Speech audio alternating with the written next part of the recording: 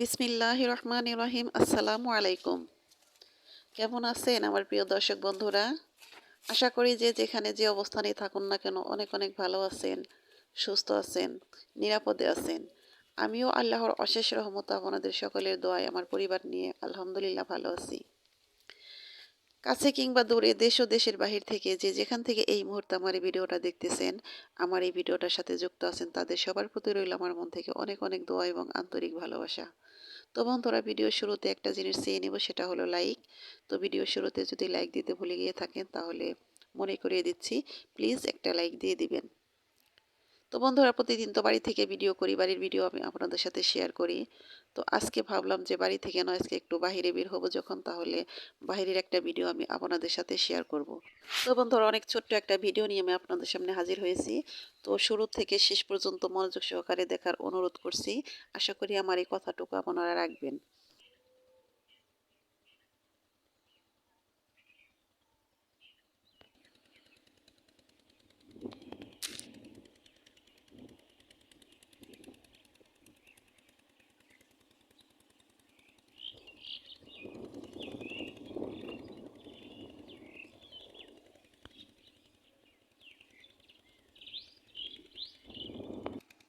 তো বন্ধুরা, এখন কিন্তু বসন্ত ঋতু। তো এই ঋতুতে কিন্তু অনেক ধরনের পাখির ডাক আমরা শুনতে পাই, আমরা যারা গ্রামের বাড়িতে থাকি। তো চোখের ধারে কিন্তু অনেক ধরনের পাখির ডাক শুনতে পেলাম, অনেক ভালো লাগলো। তো এদিকে পাখির ডাক, আরেক দিকে কিন্তু মেশিনের শব্দ, ধান খেতে পানি দিতেছে, সে কারণে সাউন্ডটা কেটে দিলাম। তো বন্ধুরা, আজকে কিন্তু শুক্রবার। তো শুক্রবার জোহরের নামাজ পড়ার পর আমি চকের ধারে চলে এসেছি, কারণ এই সময়ে চকটা একদম ফাঁকা থাকে, নিরিবিলি থাকে। আর আমি মূলত নিতে এসেছিলাম খেসারি কলই শাক। তো এটা কিন্তু আমার এক ভাসুরের ক্ষেত। তো আমার ভাসুরের ছেলে ভাতিজা সে বলছিল যে কাকি, যদি খেসারি কলই শাক খান তাহলে আমাদের খেতে আছে, এনে খেতে পারেন। তো বলেছে অনেক দিন আগে, তো আমি আসি আসি করে আর আসা হয় না। তো ভাবলাম আজকে গিয়ে শাকগুলো নিয়ে আসি। তো এসে দেখি যে শাকগুলো উঠানো শেষ হয়ে গেছে, গরু দিয়ে খাওয়ানো হয়েছে, কিছু শাক আছে আমার দেখে ভালো লাগলো না। পরে শেষে ভাবলাম যে তাহলে পাঁচমিশালি শাক নিয়ে যাই। তো এখানে কিন্তু অনেক সুন্দর সুন্দর পাঁচমিশালি শাক আছে। তো চোখের ধারে আসলেই কোনো না কোনো শাক পাওয়া যায়। আর এই সময়ে কিন্তু এই শাকগুলো বেশি পাওয়া যায়। তো এটা হলো মিষ্টি কুমড়া ক্ষেত। তো এখানে কিন্তু অনেক মিষ্টি কুমড়ো ধরেছে। এটাও কিন্তু আমার ভাসুরেরই ক্ষেত। আবার ভাববেন না মনে মনে যে মানুষের ক্ষেতে এসে বুঝি শাক তুলতেছি, কিন্তু তা না, এটা আমাদের ভাসুরের ক্ষেত। তো এখানে কিন্তু অনেক ধরনের সবজি আবাদ করা হয়, সারা বছরই সবজি আবাদ করা হয়। তো এখান থেকে আমরা অনেক ধরনের সবজি নিয়ে খাই। তারপরে এই যে দেখতেছেন একটা খিরাই ক্ষেত, বিশাল ক্ষেত কিন্তু একটা। তো খিরাই যখন থেকে ধরা শুরু হয়েছে তখন থেকে কিন্তু আমরা এখান থেকে খিরাই নিয়ে খাই। তারপরে আছে পাশে কিন্তু বিশাল একটা লেবু বাগান। এই লেবু বাগানটাও আমার ভাসুরের। তো আমাদের যদি লেবুর প্রয়োজন হয় তাহলে কিন্তু এখান থেকে আমরা লেবু নিয়ে খাই। তো এই রমজান মাসে কিন্তু এখান থেকে লেবু নিয়ে খাওয়া হইতেছে। আমার বাড়িতে যে গাছ আছে সেই গাছে তো এখন লেবু নাই। তো বন্ধুরা, এই তো দেখুন কত সুন্দর সুন্দর শাক। তো কচু পাতা দেখলে তো আমার হুঁশ থাকে না, আমার মনে হয় যে কচু পাতা খুব সুন্দর করে রান্না করে খাই। তো পাঁচমিশালি শাকে সবসময় আমি কচু পাতা ব্যবহার করি। আর এখানে আছে কিছু হেঞ্চি শাক, সেগুলো তুলে নিলাম। তো আমার শাকগুলো তোলা শেষ, এখন আমি বাড়ির দিকে যাব, কারণ বেশি শাক বেশি ভালো লাগে না। অল্প কিছু শাক হলে ওটা কিন্তু খেতে ভালো লাগে। তো তারপরে আছে কিছু শাক বাড়িতে, সেগুলো মিশাবো, যেহেতু পাঁচমিশালি শাক। আর এই রমজান মাসে রোজা থেকে কিন্তু এই শাক ভাতটাই বেশি ভালো লাগে। তো শাক ভাত আর হলো মাংস, ডিম, এগুলো খেতে আমার কাছে বেশি ভালো লাগে, শুটকি খেতে ভালো লাগে। কিন্তু এমনি যে মাছ আছে সে মাছ খেতে কিন্তু মোটেও ভালো লাগে না। আর এই যে দুধ যে খাওয়া হয়, এমনি কিন্তু দুধ সবসময় আমরা খাই। তো শেষ রাতে দুধ ভাত খেলে আমার ভালো লাগে না। তো দুধটা আমি আগের রাতেই খাওয়ার চেষ্টা করি। তো এই তো চলে এসেছি বাড়িতে। বাড়িতে এসে আমি কিছু লাউ পাতা নিলাম। আর এই তো নিলাম কিছু তেলাকুচ পাতা। এই তো দেখুন তেলাকুচ পাতার কিন্তু অনেক উপকারিতা আছে। তারপরে কিছু সজনে পাতাও নিতে চেয়েছিলাম, কিন্তু সজনে পাতা এখন ঝরে গেছে অনেক উপরে। সজনে গাছও কিন্তু আমার বাড়িতেই আছে। তো ভাবলাম যে এই শাকেই আমার চলে যাবে, মাসাল্লাহ যে কয়টা হয়েছে এতেই আমাদের চলে যাবে। তো এই শাকগুলো এখন আমি সুন্দর করে বেছে নিব।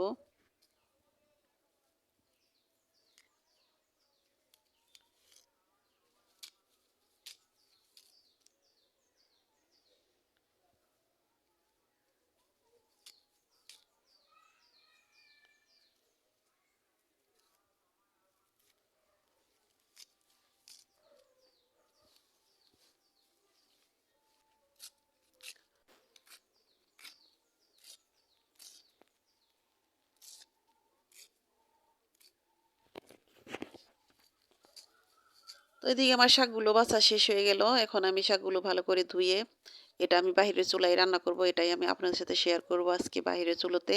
আর ঘরের ভিতরে কিন্তু আমার রান্না আছে, তো এত রান্না তো আর বাহিরে করা যাবে না, আর এত কিছু তো আপনাদের সাথে শেয়ার করতে পারবো না, তাহলে ভিডিওটা অনেক বড় হয়ে যাবে।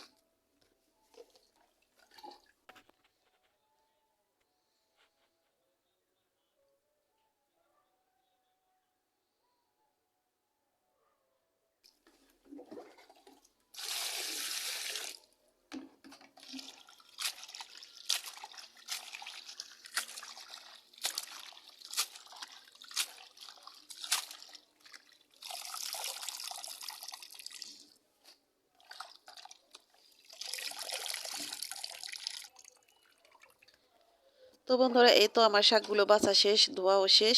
এখন আমি এটাকে রান্না করব। তো শাক রান্নার জন্য তো রসুন অবশ্যই লাগবে। তো এই যে রসুনগুলো আমি থেতো করে নিতেছি। তো যেহেতু এটা পাঁচমিশালি শাক, এই শাকে কিন্তু রসুনটা একটু বেশি করে দিতে হয়। আর বন্ধুরা, আমি কিন্তু শাক বসিয়ে দিয়েছি। এদিকে কিন্তু আমাদের উঠানে কিন্তু আমার অতিথির অভাব নেই। অনেক অতিথি চারপাশে বসে আছে। অনেক ধরনের গল্প হইতেছে। এখানে কিন্তু আমার জাও এসেছে। আমার জা এসেও আমাকে ভিডিও করা শিখাইতেছে। বলতেছে, "এভাবে, এভাবে করেন।" তো ওর কাছ থেকে আমি অনেক উৎসাহ পাই, অনেক কিছু শিখতে পারি। তো যাই হোক, অনেক কথাই বলতেছি। সবাই মিলে গল্প করতেছি আর কিন্তু রান্না করতেছি। তো বন্ধুরা, আজকের ভিডিওটা যখন আমি এডিটিং করি তখন কিন্তু আমার নিজেরই ভালো লাগতেছে। কারণ এরকম টাটকা শাক তুলে এনে এরকম খোলামেলা পরিবেশে রান্না করতেছি। আমার খুব ভালো লাগতেছে। তো আপনাদের কেমন লাগলো অবশ্যই আমাকে কমেন্ট করে জানাবেন। আর বন্ধুরা, এই শাকটা বসানোর সাথে সাথেই কিন্তু আমি শুরুতেই শাকের মধ্যে কিছু আস্ত রসুন দিয়ে দিয়েছি। রসুন আর পেঁয়াজটা ছেঁচে দিয়েছি। কারণ যেহেতু এটা কচু শাক আছে এর মধ্যে, এ কারণে রসুনটা আগেও দিতে হবে। আবার বাগারের মধ্যেও কিন্তু এই রসুনটা একটু বেশি করে দিতে হবে। তো এখন আমি এই তো বেশি করে রসুন দিয়ে শাকটা বাগার দেব।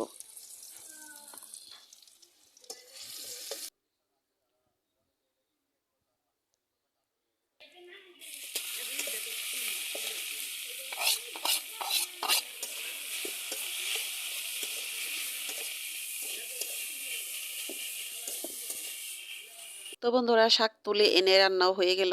তো আজকের মতো আমার ভিডিওটা এখানেই শেষ হয়ে যাবে। তো আগামীকাল আবার নতুন কোনো ভিডিও নিয়ে আপনাদের সামনে আমি হাজির হব। তো আমার আজকের ভিডিওটা কেমন লাগলো অবশ্যই আমাকে কমেন্ট করে জানাবেন। আর বন্ধুরা, আমার কথা ও কাজে হয়তো অনেক ভুল আছে, সে ভুলগুলো প্লিজ ক্ষমা সুন্দর দৃষ্টিতে দেখবেন। আর আমার মন থেকে আপনাদের জন্য, আপনাদের পরিবারের জন্য অনেক অনেক দোয়া করি। আপনারা সবাই ভালো থাকেন, সুস্থ থাকেন। আপনারা সবাই যেন মানসিক শান্তি নিয়ে বেঁচে থাকতে পারেন। আপনাদের মনের নেক আশাগুলো আল্লাহ পাক যেন পূরণ করে দেন। আপনারাও আমার জন্য দোয়া করবেন, আমিও যেন অনেক অনেক ভালো থাকি, আমার পরিবার নিয়ে মানসিক শান্তি নিয়ে যেন বেঁচে থাকতে পারি।